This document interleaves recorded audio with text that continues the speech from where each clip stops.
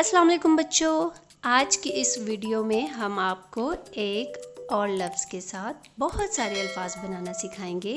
आज जो लफ्ज़ हम पढ़ेंगे वो है खेल। खेल। तो चलिए इसके साथ मज़ीद अल्फाज बनाते हैं। खेला, खेला, खेलो, खेलो, खेली, खेली, खेले, खेले।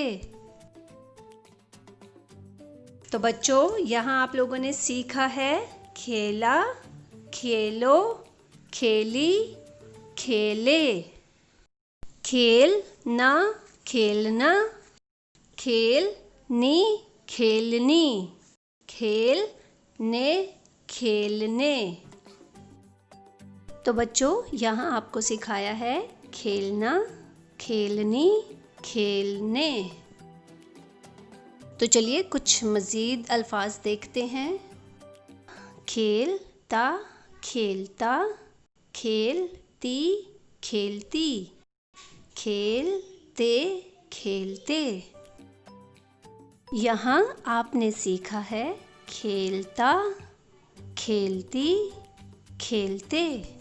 आज आप लोगों ने खेल से बहुत से अल्फाज बनाना सीखे हैं।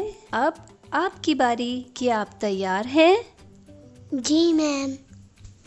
तो चलिए मुझे ये अल्फाज पढ़कर सुनाइए।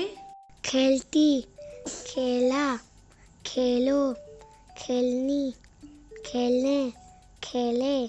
शाबाश, वेरी गुड।